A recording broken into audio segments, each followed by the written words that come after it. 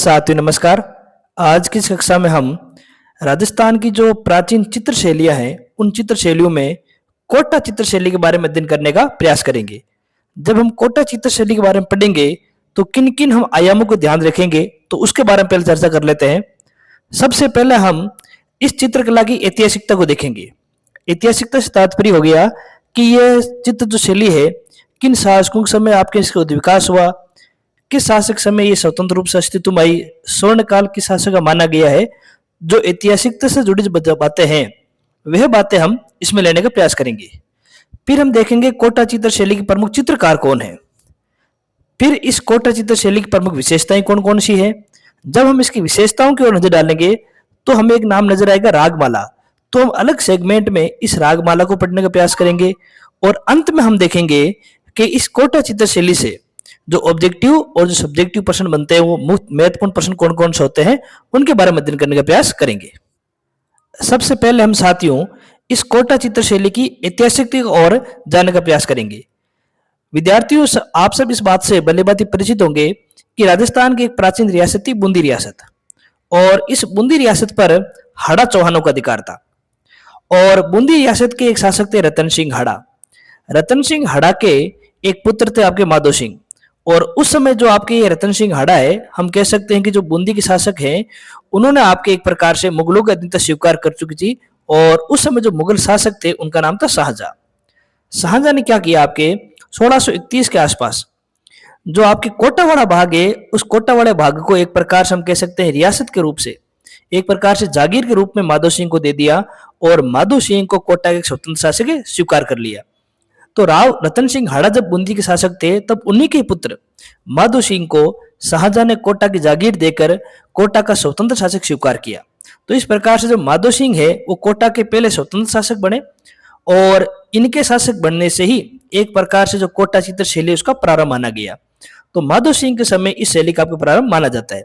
हालांकि विद्यार्थियों आप इस बात का ध्यान रखेंगे जब माधो सिंह आपके शासक थे उस समय कोटा चित्र शैली का प्रारंभ तो हो चुका है, लेकिन क्योंकि जो कोटा का निर्माण है बूंदी के क्षेत्र से हुआ है तो जो कोटा चित्र शैली है उस पर हमें बूंदी चित्र शैली का प्रभाव दिखाई देता है। ये जो शैली जब स्वतंत्र रूप से अस्तित्व में कब आई, जब कोटा के शासक बनते राम सिंह प्रथम, जिनका कार्यकाल 1696 से लेकर 1707 के मध्य रहता है। जब राम सिंह प्रथम आपके कोटा के शासक बने तो उनके समय जो कोटा शैली है एक प्रकार से स्वतंत्र शैली के रूप में शुरू हुई। स्वतंत्र शैली से तात्पर्य हो गया कि जो कोटा चित्र शैली पर बूंदी चित्र शैली का प्रभाव था वो प्रभाव धीरे धीरे कम होता गया और कोटा अपने आप में एक स्वतंत्र चित्र शैली बनकर आपके उभरी। जो स्वतंत्र शैली के रूप में उभरने वाली बात है वो राम सिंह प्रथम के समय हुई थी। राम सिंह प्रथम के समय ही हमें इस कोटा चित्र शैली में एक अनोखी बात नजर आती है कि इस समय चमत्कारिक शैली के चित्र बनने प्रारंभ हुए। अब चमत्कारिक शैली से मतलब हो गया विद्यार्थियों कि जैसे महल की छत पर घोड़े की सवारी के चित्र बनना, हाथी की सूंड पर नर्तकी का चित्रण करना। तो इस प्रकार के चमत्कारिक घटनाओं से जुड़े जो चित्र हैं वो प्रारंभी आपके राम सिंह के काल से आपके माने गए हैं। जब आपके 1707 से 1720 में महारावल भीम सिंह कोटा के शासक बने तो भीम सिंह का झुकाव कृष्ण भक्ति की ओर होने लगा। और आप इस बात से भलीभांति परिचित भी होंगे कि भीम सिंह ने अपने जो आदेश पत्र है उस आदेश पत्र में कृष्ण भक्ति के झुकाव की वजह से ही जय गोपाल अंकित करवाया। ये स्वयं को कृष्णदास भी कहने लगे। तो जो भीम सिंह के समय जो कोटा चित्र शैली है उस कोटा चित्र शैली पर हमें कृष्ण भक्ति या हम कह सकते हैं कि कृष्ण भक्ति से जुड़ा हुआ संप्रदाय वल्लभ संप्रदाय का प्रभाव हमें स्पष्ट रूप से नजर आ जाता है। अब ये कैसे नजर आता है, तो अगर आप इन चित्रों को देखेंगे, जैसे आप इस चित्र को देखने का प्रयास कीजिए, ये कोटा चित्र शैली का चित्र है और इसमें किस प्रकार से यहाँ पर आपकी गाय नजर आ रही है और किस प्रकार से आपके भगवान श्री कृष्ण उनके बीच में नजर आ रहे हैं। तो ये कृष्ण भक्ति का प्रभाव है जो हमें भीम सिंह के समय नजर आता है। ऐसा ही आप एक और चित्र देखिए विद्यार्थी, यहाँ पर भी आपके भगवान श्री कृष्ण का चित्र है और इस चित्र के माध्यम से भी आप इस बात को समझ पा रहे होंगे कि भीम सिंह के समय किस प्रकार से आपके कोटा चित्र शैली पर कृष्ण भक्ति का आपके प्रभाव दिखाई देने लगा है। भीम सिंह के बाद में जब कोटा के अगले शासक हम देखते हैं महाराव उमेद सिंह। महाराव उमेद सिंह का काल इस चित्र शैली का स्वर्ण काल माना गया। देखिए विद्यार्थियों, स्वर्ण काल क्या होता है? जब किसी भी चित्र शैली के बारे में हम पढ़ते हैं तो हमें यह बात बार बार पढ़ेंगे कि यह शासक या इस शासक का समय इस चित्र शैली का स्वर्ण काल है। स्वर्ण काल का मतलब होता है वह काल जब उस चित्र शैली के सबसे अधिक चित्र बने, सर्वाधिक भव्य चित्र बने। तो जहां मात्रा भी अधिक होती है, जहां गुणात्मक आपके हम कह सकते हैं कि जो वैल्यू है, ये जो गुणात्मक सुधार है वो भी आपके अधिक हैं, तब हम कह सकते हैं कि वो काल स्वर्ण काल है। जैसे उमेश सिंह के काल में हम देखते हैं शिकार के दृश्य प्रमुख रूप से बनने लगे। हम सब जानते हैं कोटा जो चित्रशैली है उसको शिकार चित्रशैली के भी नाम से जाना जाता है, और कोटा शैली ही अपने शिकार के दृश्यों के लिए प्रसिद्ध है। और वो शिकार के दृश्य प्रमुखता से और बड़ी मात्रा में कब बनने शुरू हुए, जब कोटा के महाराव उमेद सिंह बने। कोटा के महाराव उमेद सिंह ने बड़ी मात्रा पर चित्रकारों को, कलाकारों को अपने दरबार में संरक्षण दिया। और कोटा के जो महाराव हैं, इन दोनों वजह से देखिए इन्हीं के काल में चित्रों की गुणवत्ता में सुधार हुआ और अधिक मात्रा में चित्र बने। और कोटा चित्र शैली एक विशिष्ट शैली बनकर उभरी। कैसे? इनके समय में स्वतंत्र और व्यक्तिगत शैली का विकास हुआ, चित्रों में चमकीले रंगों का प्रयोग हुआ, विस्तृत और जीवंत पत्तियों जैसे बनने लगी, और चित्रकला में यथार्थवादी गुण आने लगा। इन सभी कारणों की वजह से देखिए विशिष्ट शैली का विकास होना, चित्रों में गुणात्मक सुधार होना, मात्रात्मक सुधार होना, और हम कह सकते हैं कलाकारों को संरक्षण देना, शिकार के दृश्यों को प्रमुखता से उकेरना, ये सारी बातें महाराव उमेद सिंह के काल में हुई। इसलिए महाराव उमेद सिंह के काल को आपके कोटा चित्र शैली का स्वर्ण काल कहा गया है। अब यहाँ पर आप कुछ चित्र देखिए, यहाँ पर आपको शिकार के दृश्य नजर आ रहे हैं। इस अगले चित्र में देखिए, यहाँ पर भी आपको कुछ शिकार के दृश्य नजर आ रहे हैं। तो जो ये शिकार के दृश्य हैं, ये कोटा और बूंदी चित्रशैली की प्रमुख विशेषता है। और ये जो आपकी विशेषता में नजर आ रही है, ये महाराव उमेद सिंह के काल समय दिखाई देती है। इसलिए महाराव उमेद सिंह के काल को कोटा चित्रशैली का स्वर्ण काल माना गया है। अगर हम कोटा चित्रशैली के प्रमुख चित्रकारों की बात करें विद्यार्थियों, तो हमें कई सारे चित्रों के नाम हमें यहाँ नजर आते हैं, जैसे रघुनाथ, गोविंदनाथ, लच्छीराम, डालू, नूर मोहम्मद और कन्हैया। अक्सर आपके विद्यार्थी जो वनडे एग्जाम होते हैं, जो ऑब्जेक्ट टाइप के एग्जाम होते हैं, उन एग्जामों में अगर चित्रकला से कोई सवाल पूछे जाते हैं तो संभावना सबसे ज्यादा अधिक आपके इसी प्रकार के सवालों की होती है कि कौन सा चित्रकार किस चित्रशैली संबंधित है। तो आपको जब कोई भी चित्रशैली पढ़ने का मौका मिले तो आप उनके चित्रकारों को नाम याद रखने का प्रयास करें। अब कोटा चित्रशैली में जितने भी आप नाम पढ़ रहे हो, उनमें जो सबसे महत्वपूर्ण जो नाम है वो है डालू। डालू ने सन 1768 में कोटा चित्रशैली का सबसे बड़ा रागमाला सेट चित्रित किया। अब ये रागमाला सेट क्या होता है, रागमाला ग्रंथ क्या होता है, इसके बारे में हम सबसे अंत पढ़ेंगे। लेकिन आपको ध्यान रखना है कि जो रागमाला सेट चित्रित करने का श्रेय है कोटा में, वो डालू नामक चित्रकार को दिया जाता है। अगर हम कोटा चित्र शैली की प्रमुख विशेषताओं की ओर नजर डालें कि इस शैली की प्रमुख विशेषताएं कौन कौन सी हैं, आरएस मेंस जैसे एग्जाम में अक्सर यहाँ से प्रश्न पूछते हैं। अगर आप याद करके जाते हो जैसे कोटा के प्रमुख चित्रकार कौन है, तो वो तो ऑब्जेक्ट टाइप के प्रश्न पत्रों में आप काम आ जाएंगे।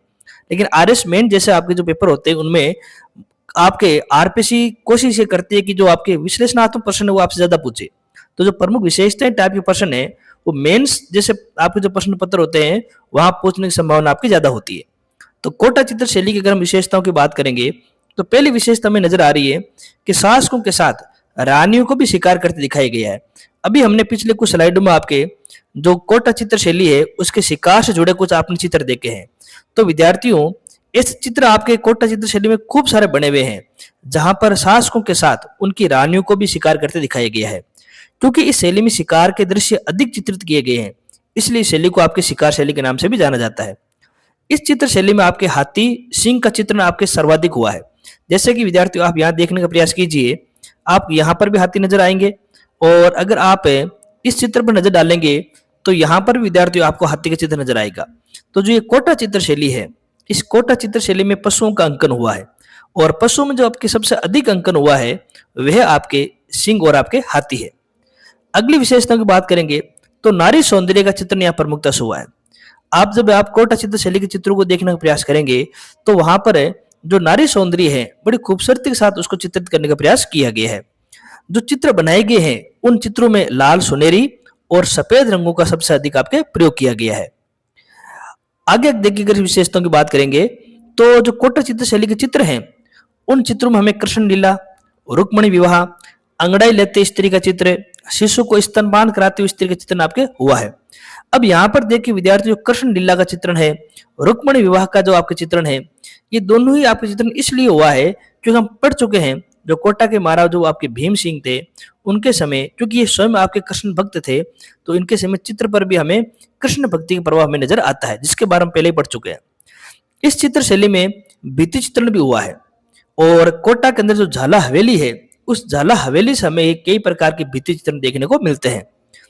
कोटा के अंदर चित्रकारों को और चित्रकला को बढ़ावा देने के लिए मुसविर खानों का निर्माण किया गया। मुसविर खानों का मतलब होता है ऐसा स्थान जहां पर सामूहिक चित्र बनाए जाते हैं, उन स्थानों को मुसविर खाना बोला जाता है। तो यह भी इस चित्र शैली का में एक प्रमुख आपकी विशेषता नजर आती है। अब विद्यार्थियों, जब आप इस चित्र शैली के बारे में पढ़ रहे थे तो बार बार एक नाम आ रहा था आपके रागमाला, और हमने ये भी पढ़ा था कि जो डालू नामक चित्रकार है, उन्होंने कोटा चित्र शैली का रागमाला सेट तैयार किया था। तो सबसे पहले हम इस बात को समझने का प्रयास करते हैं आखिरकार रागमाला है क्या। तो विद्यार्थियों, आप इस बात को ऐसे समझने का प्रयास कीजिए कि जो भारतीय संगीत शास्त्र है या भारतीय संगीत है, उस संगीत में कई प्रकार के राग और रागनियों का इस्तेमाल होता है। अब जो राग और रागनीय है, उसका संबंध आपके संगीत से है। लेकिन विद्यार्थियों, भारतीय चित्रकला है, उस भारतीय चित्रकला ने जो विभिन्न प्रकार के राग और रागनीय हैं, उनको भी चित्रित करने का प्रयास किया है। अब आप ये सोचेंगे कि सर, राग और रागिनी जो संगीत है, संगीत को चित्रित कैसे किया जा सकता है। तो जो हमारे जो प्राचीन काल के चित्रकार हैं, उन्होंने आपके जो पुरुष हैं और जो महिलाएं हैं, उनकी मुखाकृति, उनके मुखमंडल से, उनकी भाव भंगिमाओं के माध्यम से ऐसा आपको चित्रित करने का प्रयास किया है कि आपको उनकी भाव भंगिमाओं से राग नजर आ जाए। जैसे उदाहरण के लिए विद्यार्थियों, इस चित्र को देखिए। यहाँ पर आपको एक आपके व्यक्तित्व का चित्र नजर आ रहा है, लेकिन आप इसके शरीर के भाव और भंगिमाओं को देखकर ये पता लगाने का प्रयास कर सकते हैं कि यहाँ से कौन सा राग प्रकट होता है। तो कहने का तात्पर्य हो गया विद्यार्थियों, जो हमारे संगीत शास्त्र से जुड़े हुए जो राग और रागनीय है, विभिन्न प्रकार के राग हैं, जो गायन है, जो वादन है, उन सभी गायन, वादन और रागों को चित्रों के माध्यम से चित्रित करने का जब प्रयास किया जाता है, तो ऐसे ग्रंथों को हम इतिहास में किस नाम से जानते हैं? आपके रागमाला के नाम से जानते हैं। क्योंकि हर एक राग को गाने का जो उसका आपके समय अलग होता है, उसकी ऋतु अलग होती है। तो जब रागमाला से जुड़ा हुआ चित्र बनाया जाता है, तो उस रागमाला की जो राग होती है, उनकी ऋतुओं का, उनके समय का भी ध्यान रखा जाता है। जैसे मान लीजिए कोई आपके एक राग है। अब एक राग को गाते समय कौन सी भाव भंगिमा होती है, तो उसी भाव भंगिमा के माध्यम का ही चित्र बनाया जाएगा। और जब चित्र बनाया जाएगा तो ध्यान रखा जाएगा कि ये राग कब गाई जाती है, सुबह गाई जाती है, शाम को गाई जाती है। तो जब चित्र बनाया जाएगा तो उसके बैकग्राउंड में उसी प्रकार का आपके परिदृश्य बनाने की कोशिश की जाएगी। तो हम कह सकते हैं इस प्रकार साथियों, अगर हम इसको थोड़ा सा आपकी शुद्ध भाषा में पढ़ने का प्रयास करेंगे तो हमें नजर आ जाएगा कि रागमाला संगीत और चित्रण कला के मध्य गहरे संबंध का पर्याय है। संगीत से जुड़े विषय चित्रित ग्रंथ होते हैं रागमाला, जिसमें रागों को तथा रागों के गायन वादन से जुड़ी मनोदिशाओं को, उनकी भावनाओं को रंगों और प्रतीकों के माध्यम से चित्रित किया जाता है। यानी जो संगीत के जो राग होती है, उसी राग को चित्रित करने का प्रयास किया जाता है। और जिस ग्रंथ में चित्रित करते हैं, उन्हीं ग्रंथों को क्या बोलते हैं? आपके रागमाला बोलते हैं। और इन रागों को अक्सर मानव रूप में नायक और नायिका के रूप में चित्रित किया जाता है, जो एक विशेष गतिविधि में लीन होते हैं। प्रत्येक राग की विशिष्ट समय होता है, जैसे दिन या रात होती है और ऋतु जुड़ी होती है। तो जिस राग का चित्र बनाएंगे तो ध्यान रखेंगे कि ये राग दिन से जुड़ी हुई है या रात से जुड़ी हुई है, किस प्रकार की ऋतु से जुड़ी हुई है।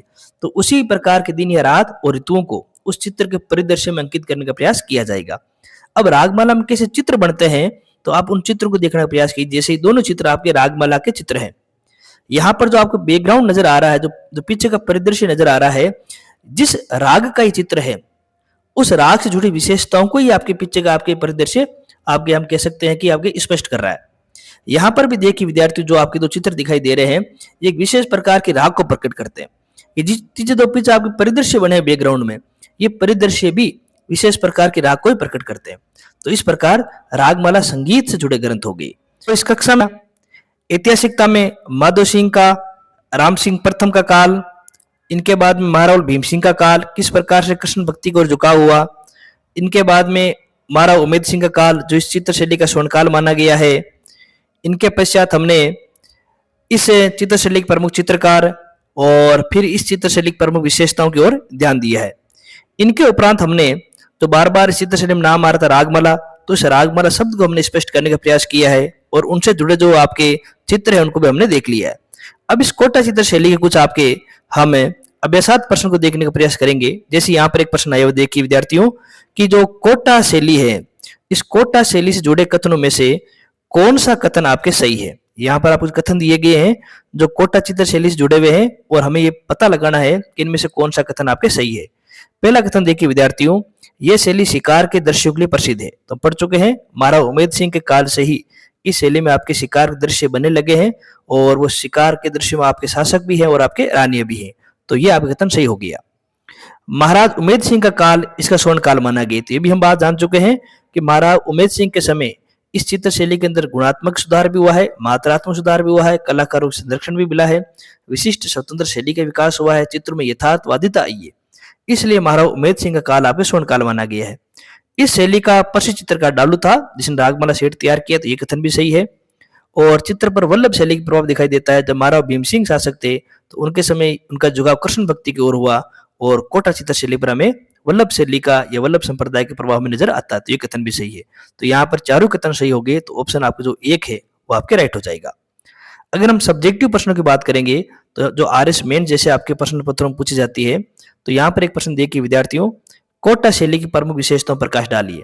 तो मान लीजिए अगर ये 5 नंबर का प्रश्न आता है तो आप आसानी से कर पाएंगे कि कोटा चित्र शैली की कौन कौन सी विशेषताएं हैं, जिसके बारे में हमने पिछले कुछ आपके स्लाइड में पढ़ने का प्रयास किया है कि यहाँ पर शासकों और रानी को शिकार करते दिखाया गया है, हाथी और सिंह का चित्रण बहुतायत में हुआ है, नारी सौंदर्यों का अच्छे से इसमें चित्रण हुआ है, लाल सुनहरी और सफेद रंगों का प्रयोग हुआ है, और किस प्रकार से कृष्ण भक्ति को झुकाव हुआ है, दर्शनीय भित्ति चित्रण यहाँ है, मुसविर खानों का निर्माण हुआ है। ये सारी बातें आपके इस चित्र शैली की क्या है, विशेषता है। कोटा चित्र शैली प्रमुख चित्रकारों नाम बताइए। ऐसे सवाल अक्सर आपके 2 नंबर वाले सेगमेंट में आते हैं। तो जो डालू है, नूर मोहम्मद है, रघुनाथ है, ये सारे आपके इस कोटा चित्र शैली के चित्रकार हैं। इस सवाल को देखिए, कोटा चित्र शैली की ऐतिहासिकता पर शासकों के संदर्भ में टिप्पणी लिखिए। आपको इस सवाल 5 नंबर के सेगमेंट मिल जाएंगे। आपको कोटा चित्र शैली की ऐतिहासिकता बतानी है कि कब ये शैली आपके अस्तित्व में आई, किस शासक समय स्वतंत्र रूप में विकसित हुई, किस शासक काल इसका स्वर्ण काल माना गया है। तो शासकों के संदर्भ में आपको टिप्पणी करनी है। तो इस प्रश्न को हमने पढ़ लिया है। तो अगले सेगमेंट हम किसी और अच्छे टॉपिक के साथ आएंगे विद्यार्थियों। तब तक के लिए धन्यवाद है।